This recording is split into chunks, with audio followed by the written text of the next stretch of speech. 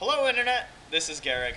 I know it's been a while, but it's been a chaotic few months, and here I am back and hoping to make some videos for you guys. So today we're going to be starting off with the videos with some understandings about archery, and in particular speed archery. The first thing I wanted to discuss was the issue of bow power. There are a lot of folks out there that like to say that any war bow is going to have a draw of about 80 or the upper 70s on up.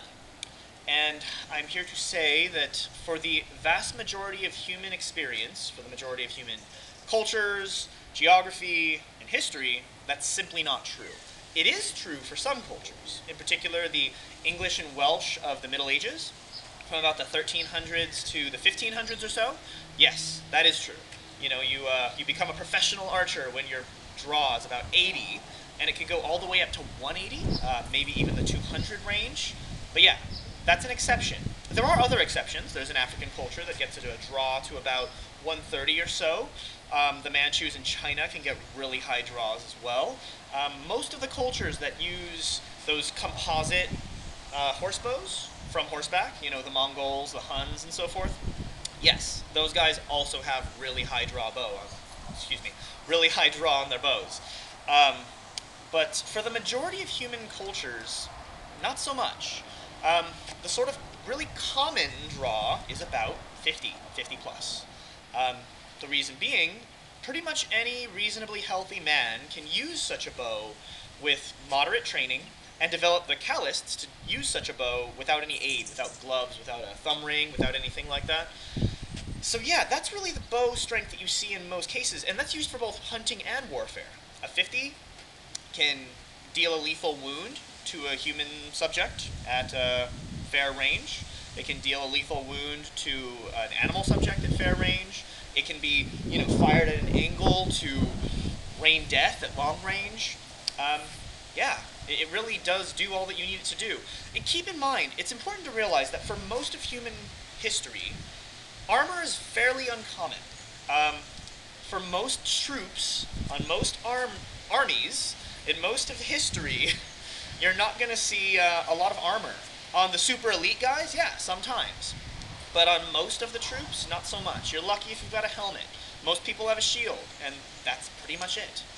So, yeah, you don't really need a super high draw bow. As you end up getting to the sort of medieval period, where you do start seeing armor become more common among armies, yeah, the bow draw ramps up to keep up with it. In general, though, from what I've seen and heard and tested myself, armor does pretty well against archery, in most cases, and I'm hoping to do some tests on that soon.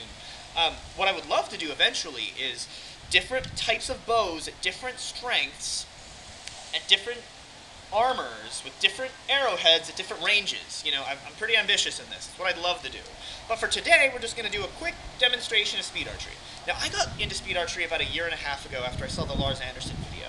And in that video, he does admit to using a 30 to 35 pound bow, which is pretty light. This is a 50 plus. It's 52 to 58, depending on where you draw it to. Where you're going to be seeing me draw it to, it's about a 52. So it's a very simple construction. It's a simple self bow. It's pretty long. Whether you call it a long bow or not is kind of a issue of debate. Naming conventions are pretty unusual throughout history, and it's kind of difficult to put our finger on stuff. But anyway, it's a simple self bow. It's done in hickory, which is an American wood.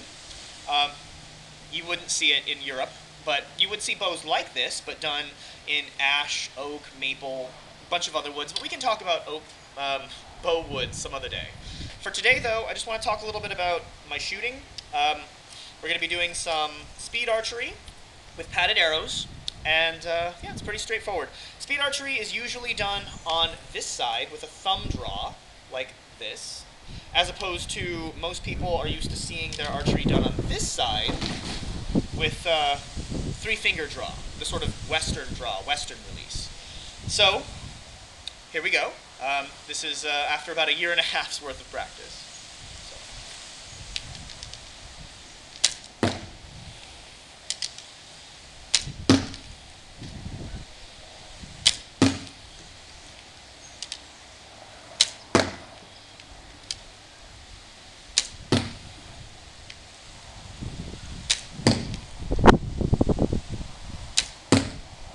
So yeah, still not bad.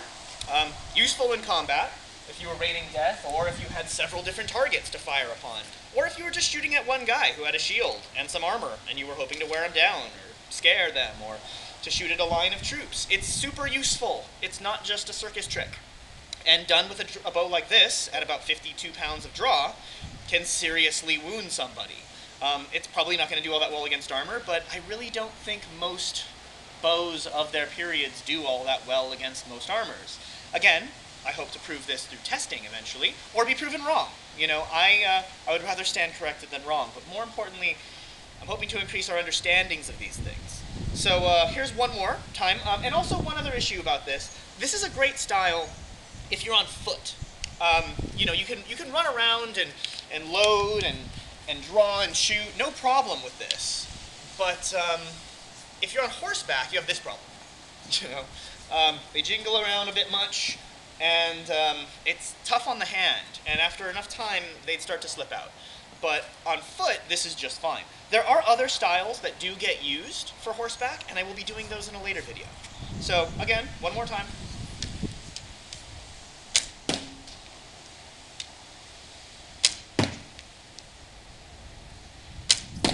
So yeah, pretty straightforward. So if you like this video, please remember to like it, subscribe, share, you know, spread the word. And I'd love to do more videos and hopefully enrich people's understanding of this stuff. So yeah, speed archery, it does work. Have a great day.